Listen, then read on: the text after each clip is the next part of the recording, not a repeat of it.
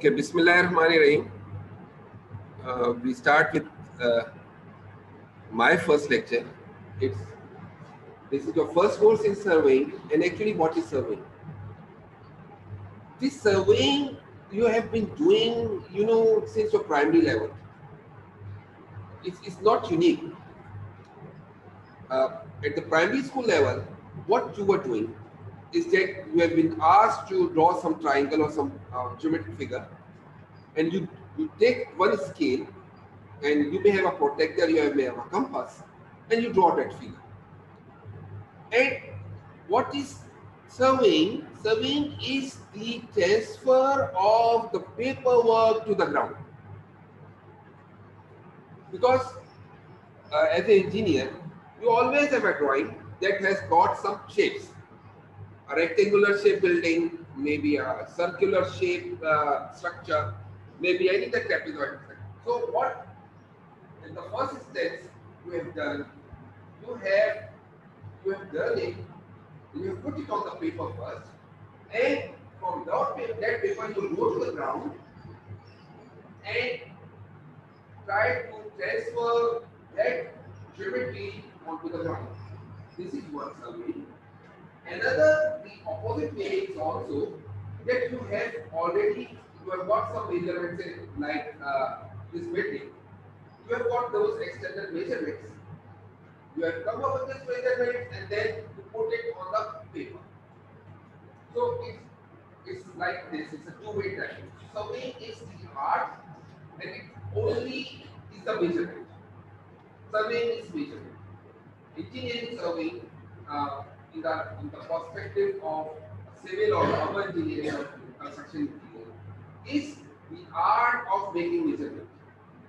And the more accurate measures, the more will be your more accurate will be your results. So conventionally, surveying is nothing that you have been doing with for years, And what is the definition? It's a science, it's the art, and the technology of determining the relative position of points above, on, or beneath the Earth's surface, or of establishing some points. So either you transfer those points at the ground, or from the ground you transfer it into the paper. So these are relative position, because if I say I'm standing here, this is one position. And with respect to the NED visitor gate, how much this is my relative position.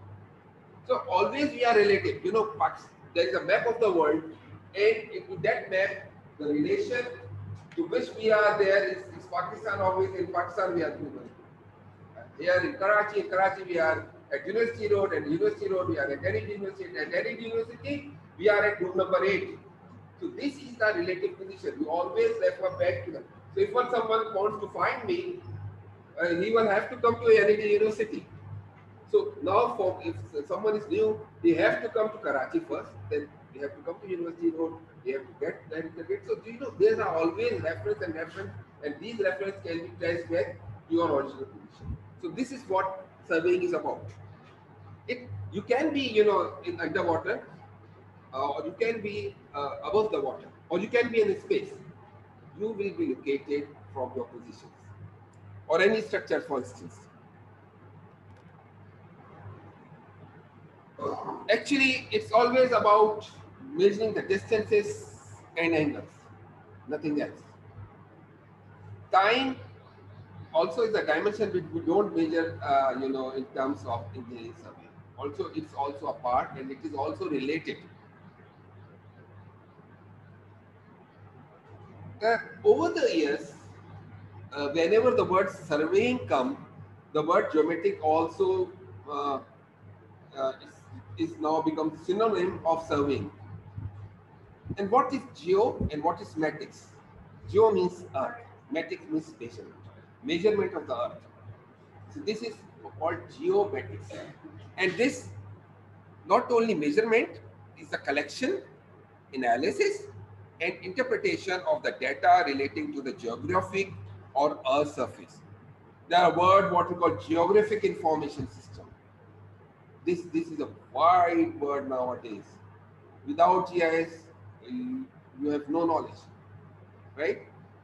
Now you have you know, a locator in your mobile where you can share your position. You can reach any part of the world. So this is because of these revolution of in surveying. And when I used to teach this 25 years ago, it was not there. And that's what I'm saying, that these technologies keep on evolving and you have to be with the technology. So you see, you can measure the distances, you have to measure the elevations, and you have to measure the angles. Because measuring the angles also helps you in knowing the distances as well. So conventionally, when you talk about the measurements, the traditional surveying, there are 5 types of measurement. The horizontal angles, you know, if I move my face from head from this point to this point, from left to right, actually I'm going in a horizontal plane and I'm measuring the horizontal angle. My eyes, God has given me this vision, and this vision is, there's a career. So if I am standing in the center, I can see this wall, and there is the angular measurement. So if I know this angle, I can always find the distance between the 2 points of the wall. So this is horizontal measurement. This is horizontal angle. Then horizontal distance, horizontal distance is something on the plane of the earth, like the flow. This is horizontal distance. Maybe on the roof, or this is my horizontal distance. Again, if I move my head left and right, actually I am talking about the distance measurement, not only in the form of the angles, but also in the form of the distances. They are actually drive together. Then there's a vertical angle. So if I say yes, if I nod my head, actually I'm talking about the vertical distance. Sometimes you see a people, oh, you are this. You are not so tall. Actually, you are talking about the vertical distance. And if I move my head above the neck, this actually is my vertical. So again, here we are talking about the horizontal plane in which I can move my eyes from left to right. This is my horizontal plane. And if I move my head from one point to another point, this is my vertical distance. Then there is a slope distance. I am standing here, I am interested in knowing this. So this is, the angle I measure. This is the slope. This is the rise. Or this, I may be standing here and seeing at the low, this is my depression. So again, this is the slope. And from this slope, I can know my horizontal distance as well and the vertical. At the bottom of the surveying is measuring all distances. And the base can be vertical angle, can be horizontal angle. These are the, and like you can measure the horizontal distance directly as well.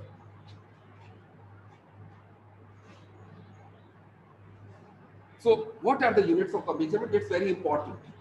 The units. Uh, there are 4 basic units and then there are some derived units. Example, length. Distance is length. And then area, it's the multiplication of 2 length. And then volume, multiplication of 3 length. X, Y, and Z. And the angles.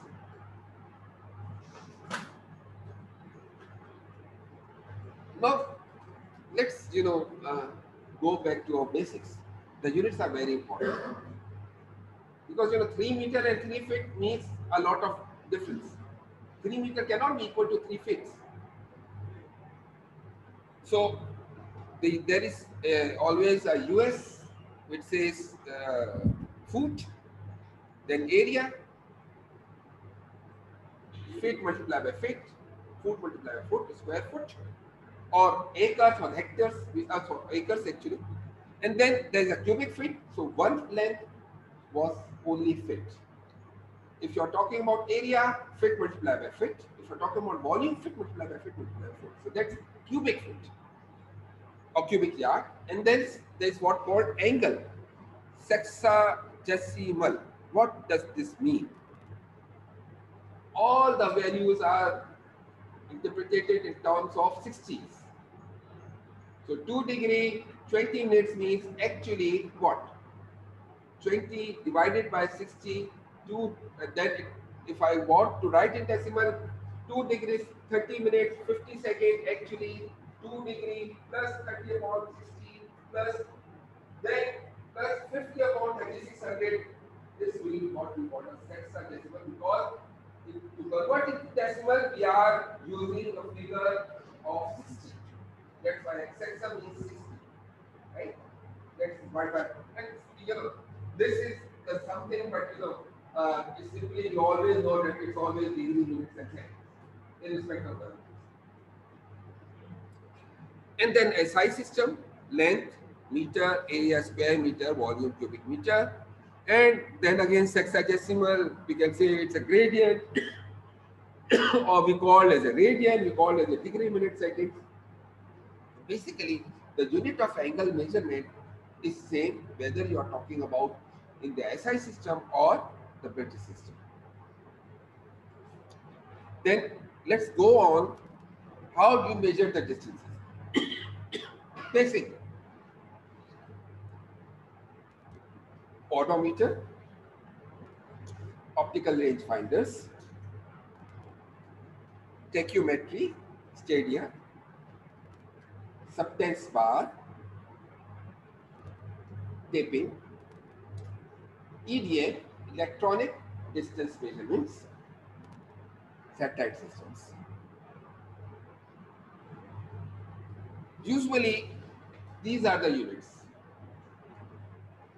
1 foot, these are the conversions, these are common conversions: 1 feet 12 inches, 1 yard 3 feet, 1 inch 2.54 centimeter, 1 meter 339.37 inch, 1 mile 5280 feet, 1 nautical mile 6076.10 feet. And these, over the years when you become engineer, this is a very easy for you. This is not to learn. It's, it comes naturally to an engineer how to convert this units. Because the world is different. Every country has their own system of measurement. And what I discussed, both the SI system and the US feet measure system, imperial system, you can say, they are always correlated. So if you know one dimension, you always can convert it to other dimension using these factors. And then this is also something when meter and centi means divided by 100. So if you divide meter by 100, it's centimeter. Kilometers is always multiplied by 1000. Kilo means 1000. And opposite to kilo is milli. Milli means divide by 1000. Kilo means multiply by 1000. Centi means divided by 100. Right? And then if it's kilogram, that's multiply by 1000. If you want to convert kilogram to gram, divide by 1000. So, this is how the units conversions are made. And it seems, very basic teaching at this level, those units, but mind you, these are very important. This has to be taught every level because, we tend to forget things. And these are the errors. If you create in the field, then you are in disaster. Right? Every inch matters. In the field of civil engineering, every inch matters. If you change your dimension for 2 inch to 3 inch, lot of material will be wasted.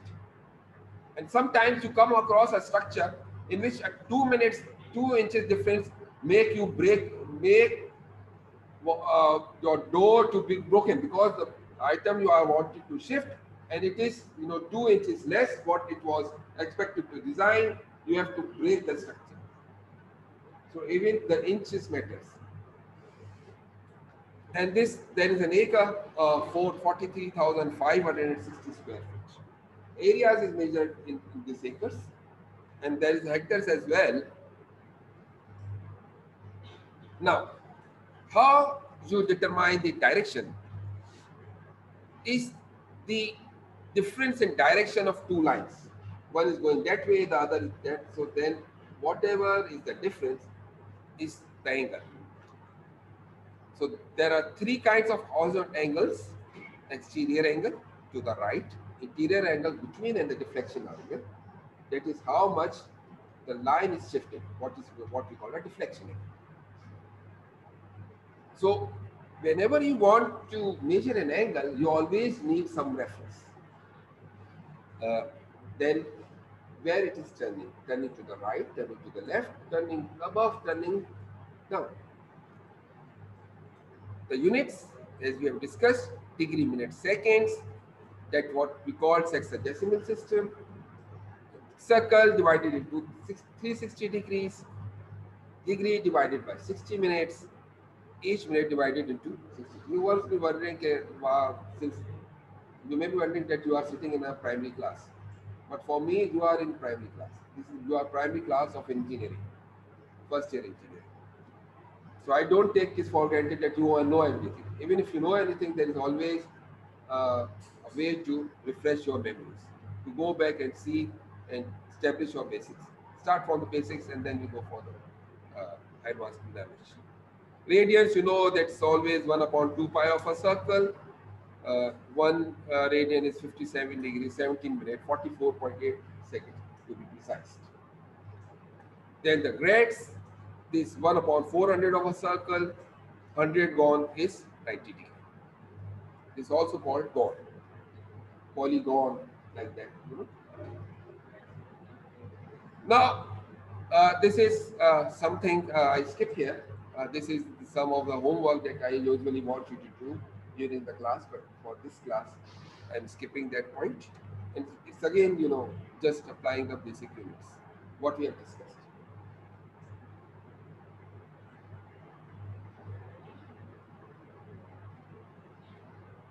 Another thing is, so uh, how you present your data. It depends upon the particular scope of the project. Sometimes even millimeters are important, and sometimes even meters are no important. For example, if I am traveling on a road, uh, if I've traveled 10.1 kilometer, actually it's 10 kilometer in a real sense. But if I'm walking in the building, if say the building is 4 meter and I cannot ignore meter there.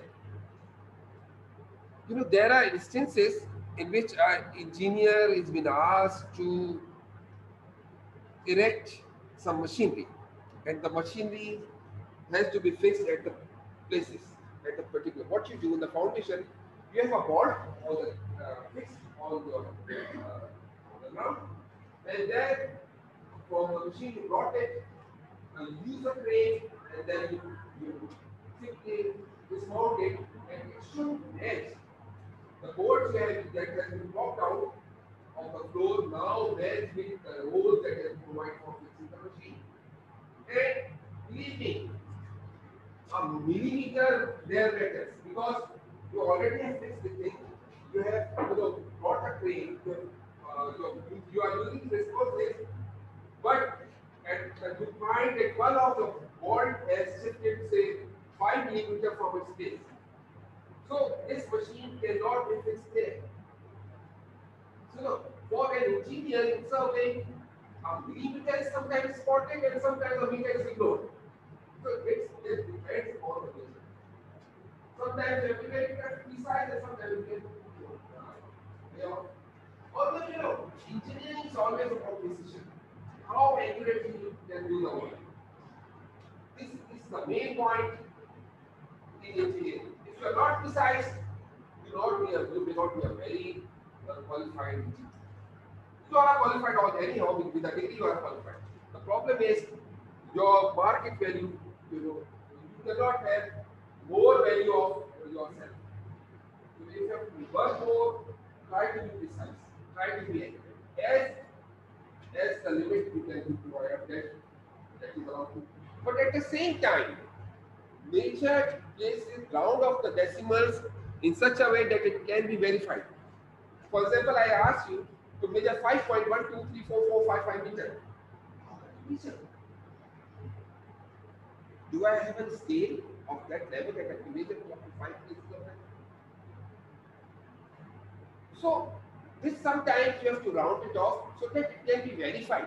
If I come up, you come up with this value, sir, I measured it 26.33379988 degree. So I'll say, how? Show me. You cannot show me because every instrument has its least count. And this is the least I can measure. So while rounding off, this is also sometimes an error. It turns out to be error at the time, and that cumulative error becomes a large error. So sometimes you have to be accurate and precise. Sometimes you have to be precise with accuracy. So this is the synonym sometimes go together. Though precise and accuracy have the different meanings altogether, but they can be used with each other as well. You have talked about, you have learned about, anything. You have heard about nanometers, measuring up to 10 power 9, some 10 power minus 9.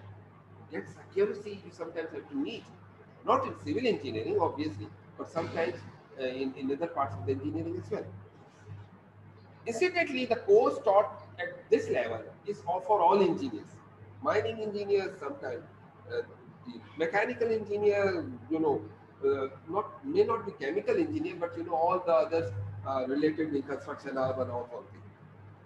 So this is the same engineering, electrical engineering we taught surveying. So it's universal. The first year level course, the first course in surveying civil, it's irrespective of any trade.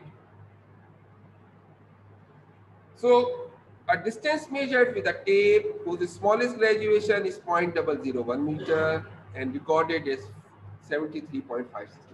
So to the places, whatever places you are going to write your distance, it depends upon what least count the particular instrument has.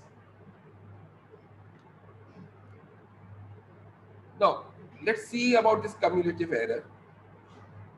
One thing is you just add those things, and the right approach is to, while you're adding all those decimal places, don't round it off. Why? Why? Because this happens. Overall answer of this problem is 422.8, the correct answer. But what happened is that since you have rounded it off, you have an error of 0.1. Why? Because you have rounded every end, and that error has now cumulative. This is the point. So when you are adding some values, round it after addition, not round it before. For example, if we multiply 362.56 into 2.13, this is 772.2528. But the correct answer is 772. And in three figures are governed by three significant digits. In division, the quotient should be rounded off to contain only as many significant figures as the least number of significant figures in either the divisor or the dividend. So all these things are very important. The way you are rounding off, although it's basic, you have been doing for say last 10 or 11 years, because I delete 12th year of your life. That never happened. 2020 never happened in your life. We didn't do anything. So it's a skip in your life that after 2019 you are in 2021. This is the reality of the life. Forget that year.